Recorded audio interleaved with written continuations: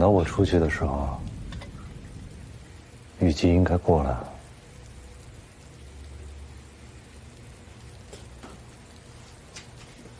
你不委托律师，打算自己走出去啊？在听证会上，我可以自己陈述。自辩？你天天关在这儿，怎么自辩？我被关在这里，不知道外面任何的事情，但是有一个人会把外面的信息带给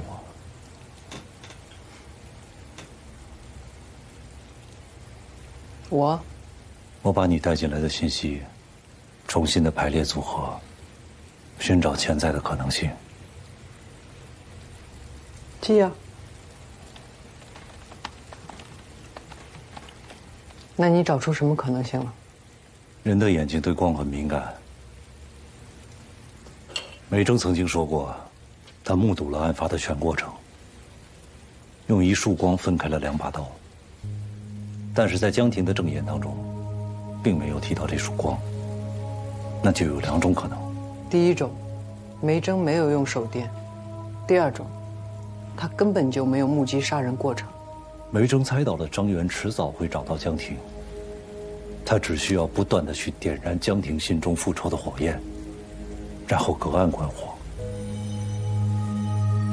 等江婷杀了人，他再出来作证，说他是正当防卫，形成完美的复仇。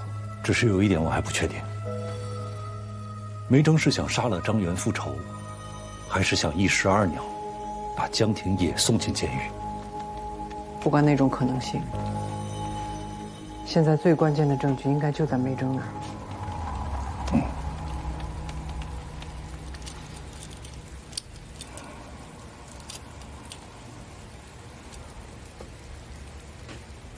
是手铐不舒服吗？以前从来没有机会这么仔细地看过手铐，中间有3个铁环，连接着2边的铐圈，把人禁锢在这里。如果说手铐的2端是李沐风和江婷，那么中间连接他们的这个铁环就是梅征。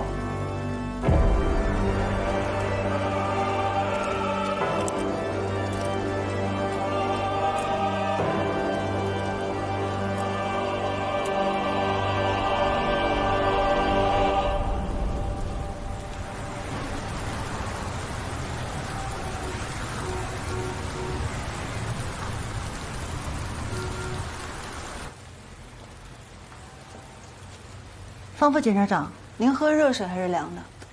热的，谢谢。你是从这儿看到江婷家的吗？啊，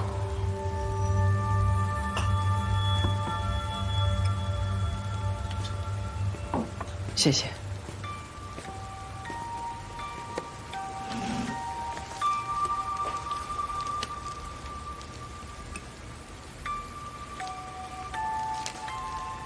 师姐，好像你每次看到我都挺紧张的。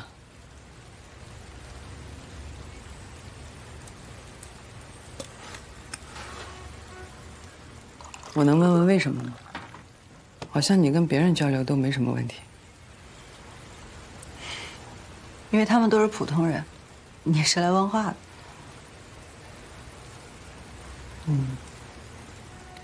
那你跟李沐风都怎么交流啊？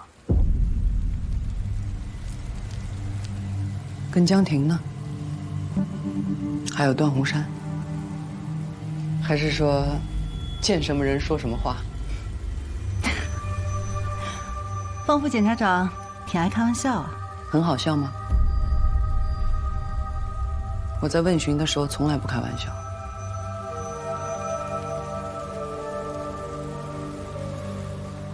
其实，在你接手这个案子之前，我也跟检察官有过一些接触。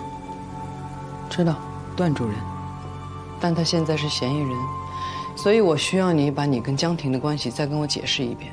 好，我跟他是同校的校友，我也是，我还是他同班同学，但我不会去他家做饭。我也不会。是吗？你不会吗？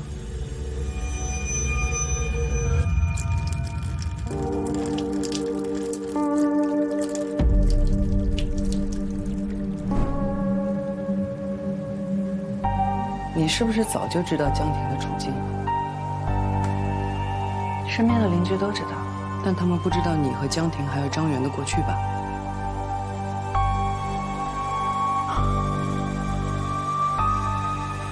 怎么？就因为他是江婷的丈夫，我跟江婷的接触就变成同谋了？我做什么事情就是蓄意报复，是吗？我不是这个意思。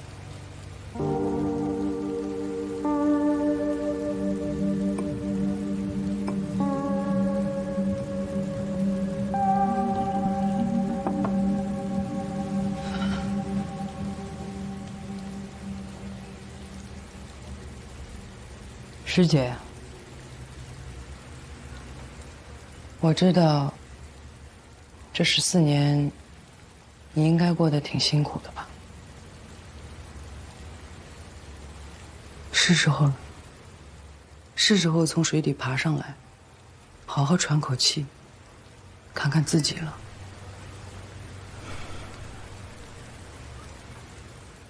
很多人在成长的过程中被摧毁过。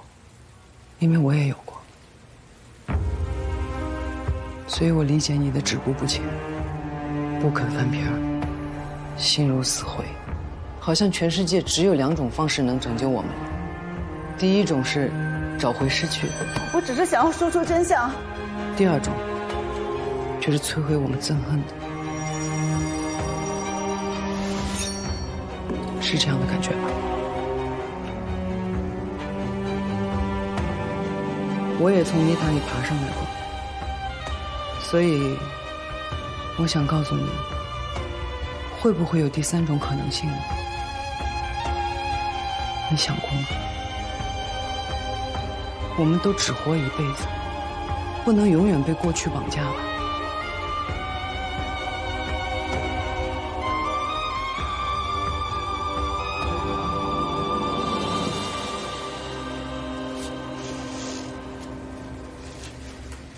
师姐，你现在想努力找回的东西很危险，我不能不管。你要包庇的东西，是我擅长挖掘的。请你一定要相信我，我跟你说这些不是无端的揣测。我再问你一次，你跟江婷是合谋吗？给我做了1周的菜，你倒是先走了。孩子睡了。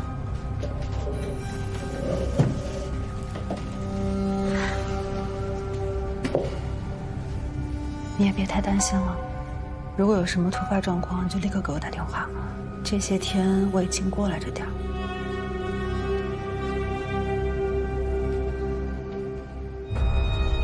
要不这样，我在对面装一个机器。时时刻刻的录着点，到时候咱们也好有个证据。如果他真的来了动手了，咱们就把视频交给警察。你告他家暴，他不想离婚也不由他。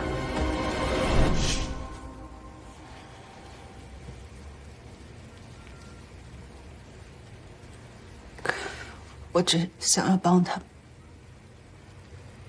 帮他杀了张元。我想让他换个活法。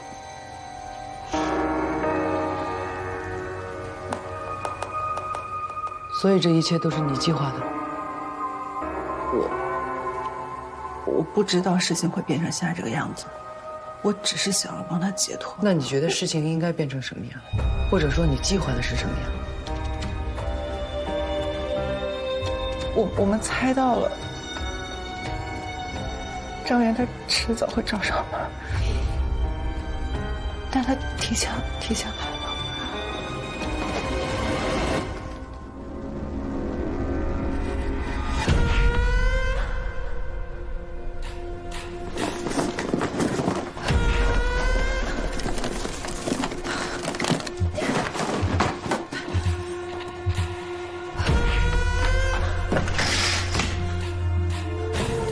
张元不仅提前来了，而且还打了江婷，因此场面失控了，所以江婷只能够抽刀反击，捅了张元7刀。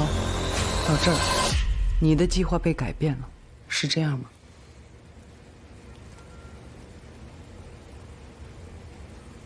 我们没有计划。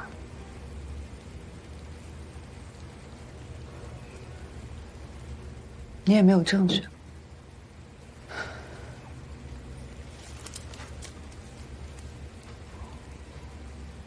师姐，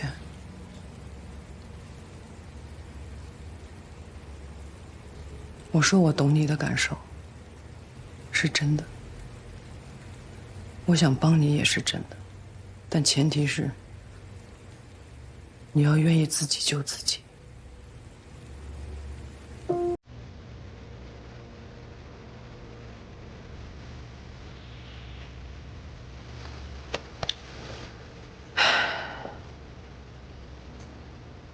对江婷，你算是你的抱怨。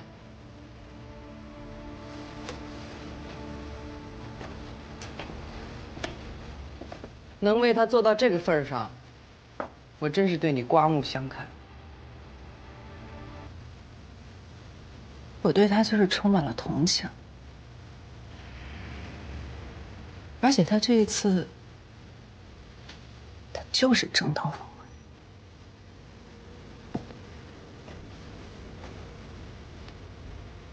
政务呢？你的政务现在可以给我了吧？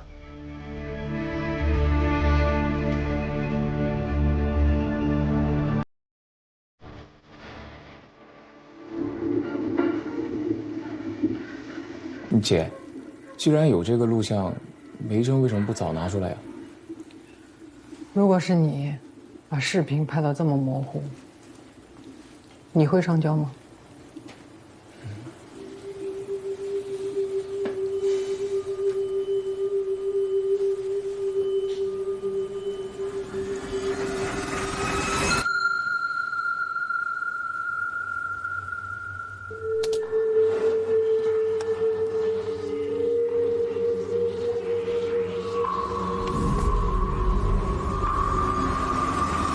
光，你能不能不要一惊一乍的，太吓人了。对不起，梅珍提到的那一束光真没有。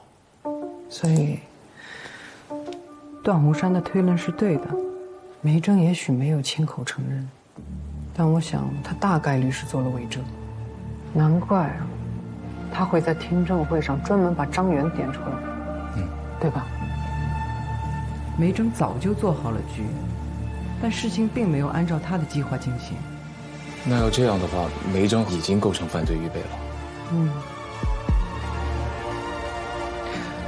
但是犯罪如果是停留在预备阶段，梅珍有杀死张元的动机，但因为意外行为终止，客观证据呢？又有新的危险进入，那江婷应该怎么定性呢？不在计划中的现实危险，江婷的行为如何定性？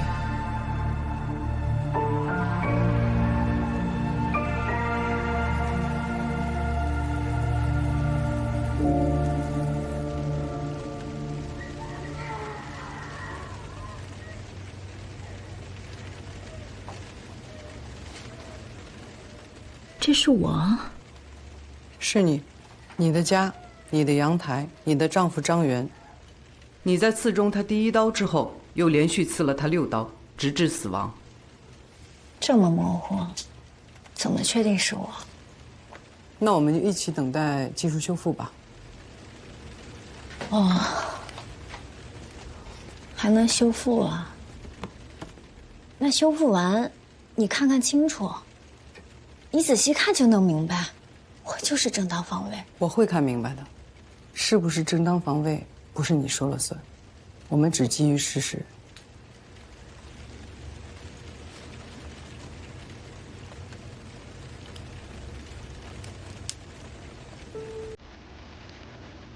14年前，我是你班长；14年后，你是审判我的检察官。我审判不了你，我只能给你定性。我的定性基于真实，所以，我希望你一五一十的把你知道的一切都告诉我。我救不了你，能救你的只有你自己。我说明白了吗？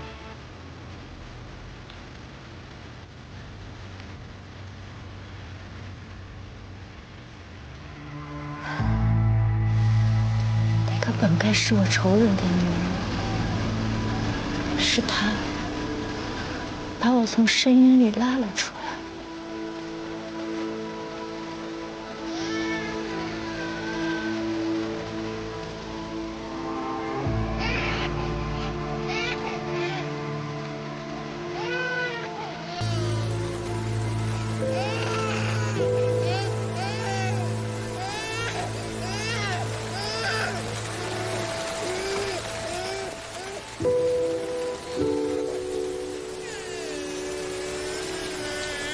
我在水族馆见过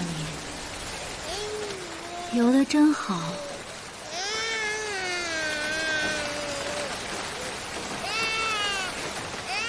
我会在那儿工作，有你的功劳。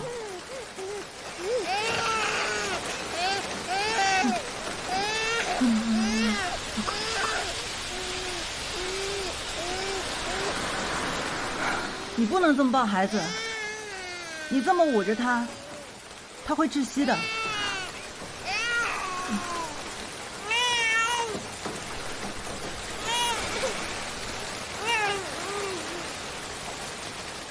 坐几路车？28路。回家？不回去。我们不回去。不回。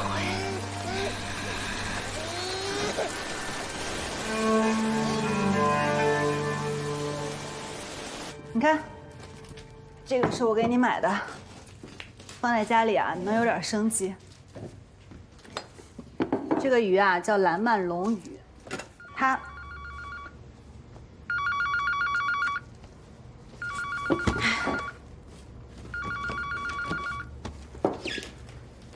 喂，您好。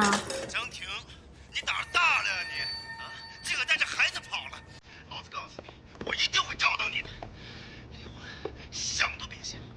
我把离婚协议书撕了！你这个疯！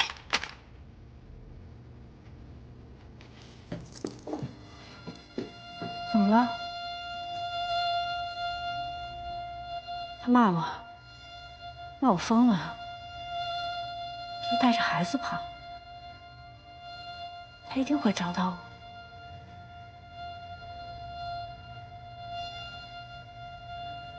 他把离婚协议书撕了，他不跟我离婚。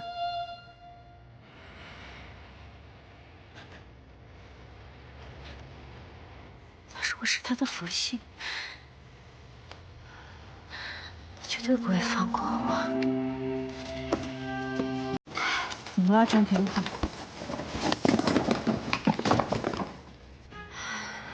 张婷，张婷，冷静。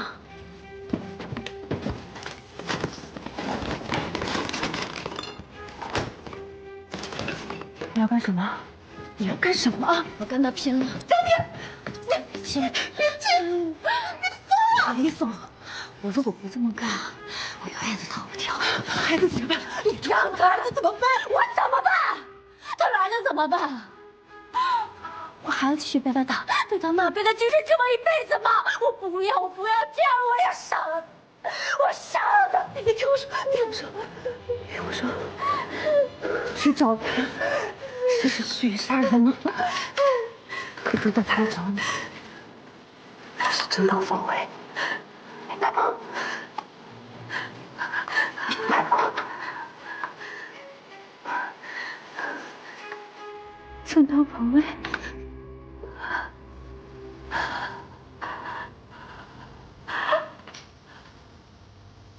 我以为我一辈子一直都会这样下去，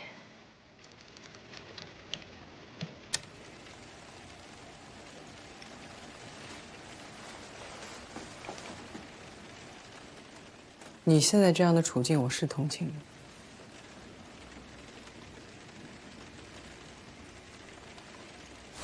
视频证据不够清晰，没办法准确定性。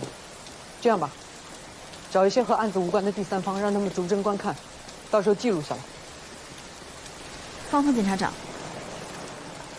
你这么做是在针对江婷吗？我只是做一个检察官该做的。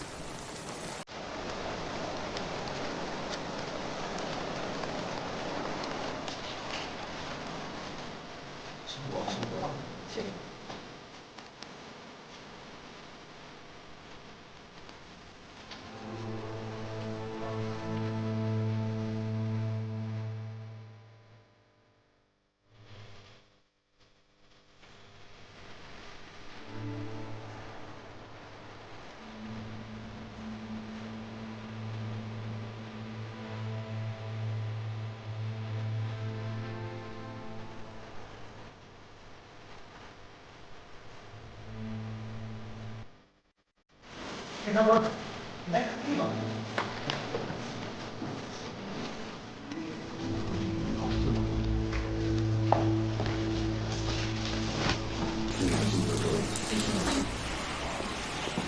姐，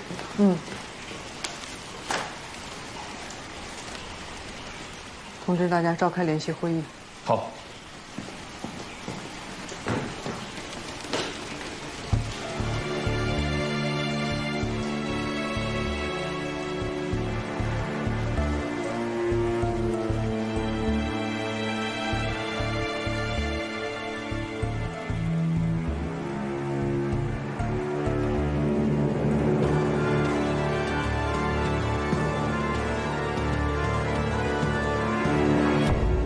各位检察官，这个是证人提供的案发录像。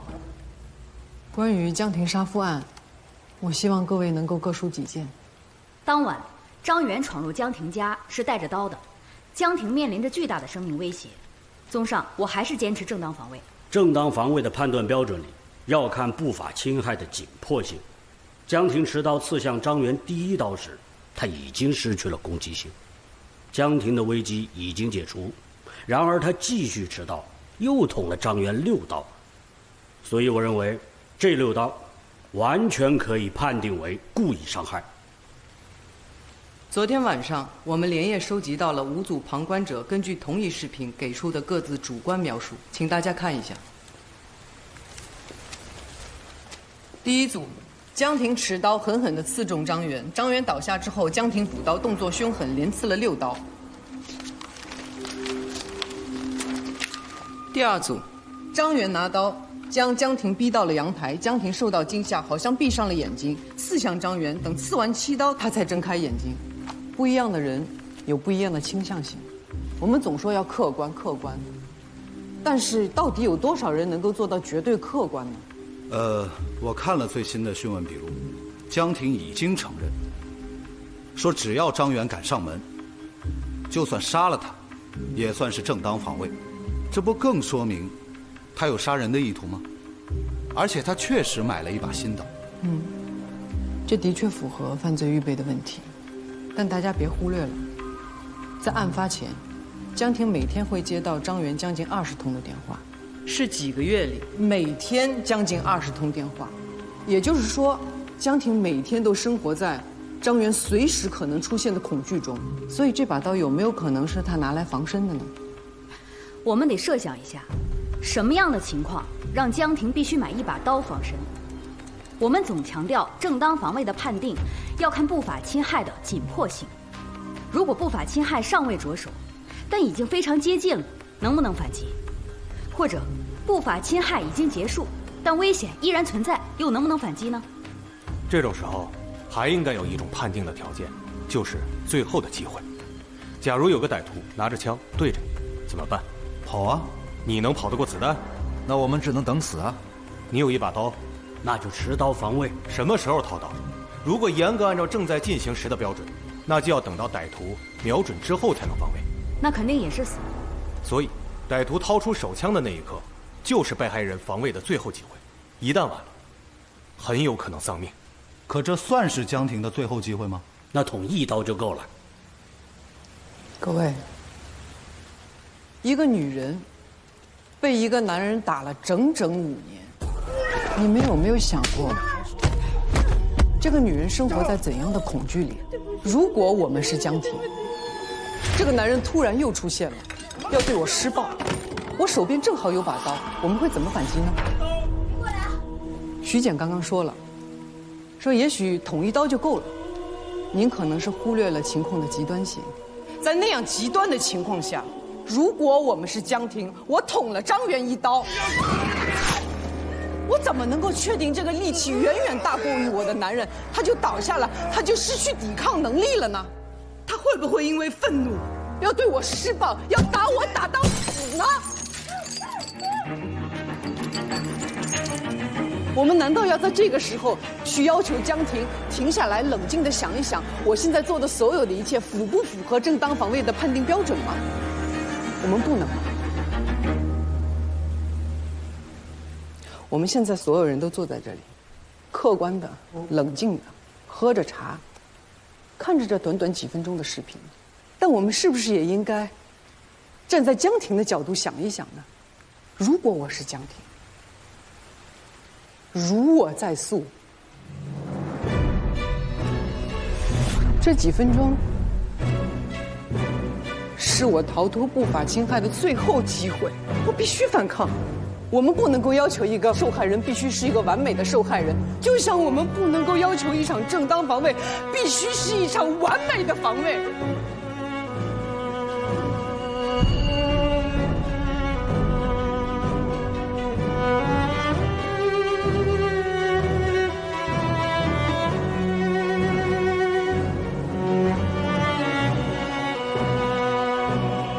我想提醒各位，作为检察工作者，我们面对各种各样的犯罪，不能只关注法律本身，而对案件中的人熟视无睹。因为我们办的不是案子，是别人的人生。因为法不能向不法让步。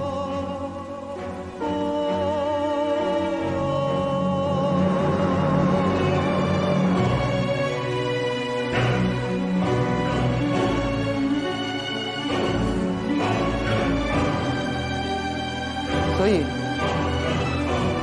江婷一案，我认为属于正当防卫，应不予起诉。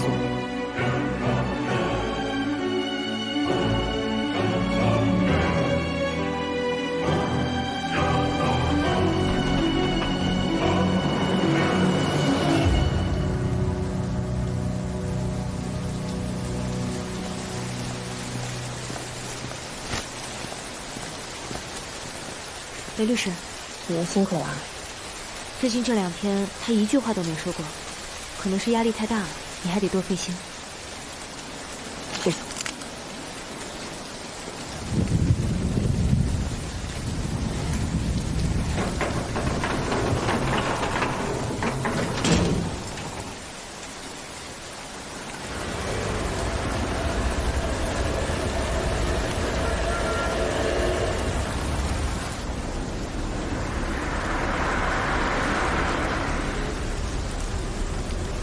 我们都可以听到了，刚才这位女同志的讲述呢，使我们明白了，每一名妇女都应该能够有保护自己的意识。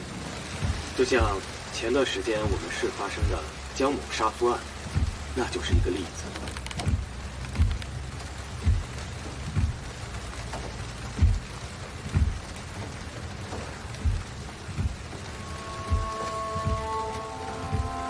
陈主任，你平时得多去3中走一走、看一看，给那里的师生做做指导。那我们这些做家长的，是不是就才放心啊？给姐姐分享一下。来，陈主任，我接一个。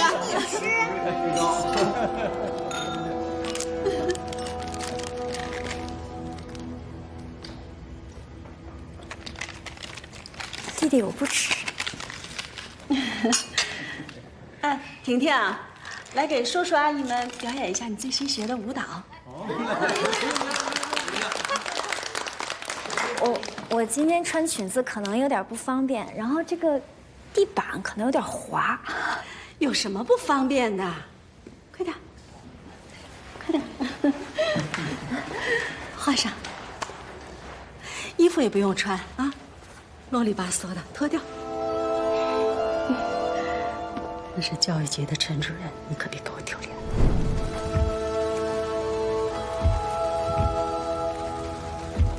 想吃就吃吧，吃吧。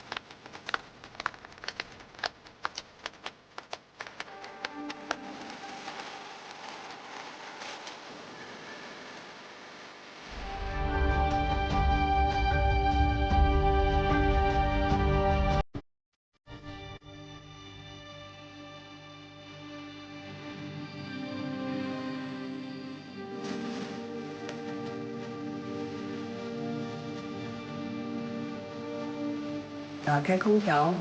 好的，已经为您打开空调，并调整到最佳温度。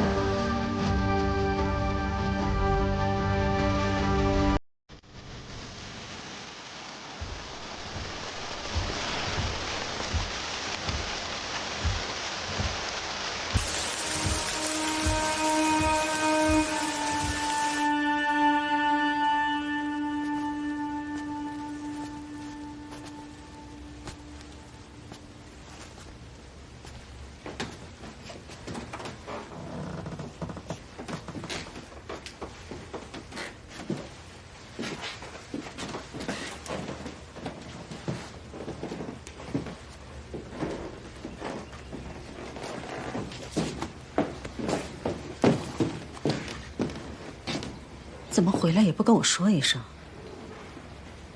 你怎么来了？还是检察院的人通知我说你今天出来，我就过来给你收拾一下。还有那些脏衣服，我都帮你拿去干洗了。你那些乱七八糟的鞋，我给你扔了不少。最近你在这儿住，也别乱添什么东西了。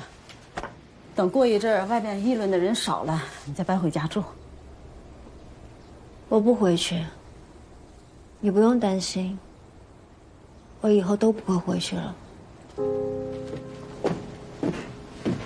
你什么意思啊？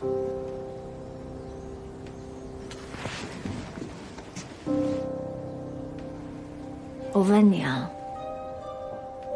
我在里面待了那么长时间，你为什么一次都没来看我？你还好意思怪我？啊？我偷会要强了一辈子，我一直也以为我的女儿在外面杀人啊！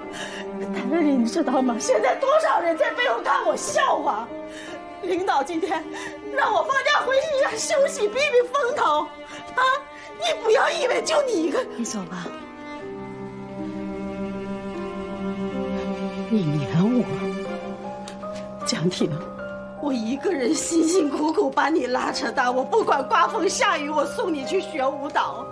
你不要以为就你一个人是受害者，你扔我的包里，江婷，你给我开门！你这个不孝的女儿，你！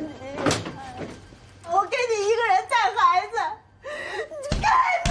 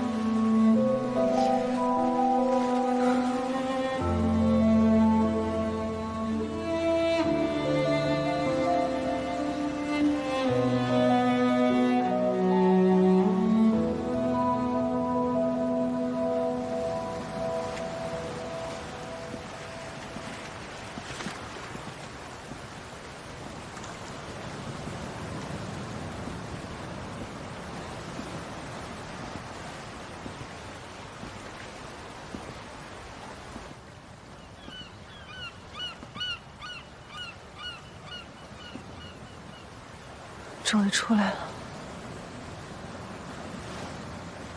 出来了，又像没出来。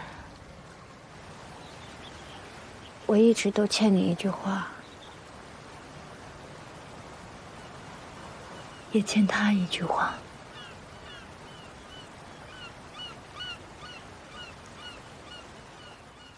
对不起，对不起，对不起，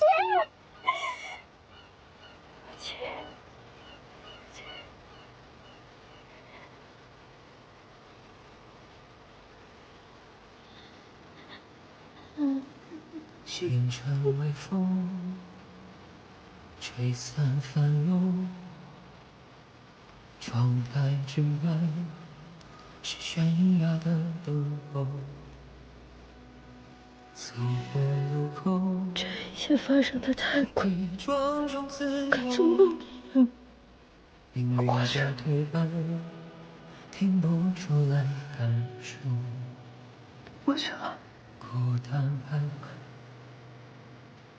夜深沉默，像两处光，辗转中相守。冷暖长波，心纷如漩涡。你知道我为什么一直都不敢穿短袖？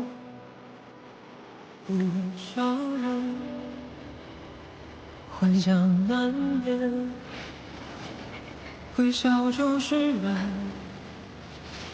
漂泊间依然平淡的光明。你好，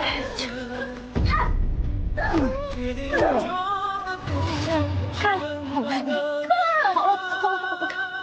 不要动。日落之前，能看清答案。在这片风里，我们安然。10几年前我做错事，那时候什么都不懂，犯了错，伤害你，可伤害了他，跟程远在一起，这10年是我的报应，我带着愧疚。用一辈子去偿还我欠的债。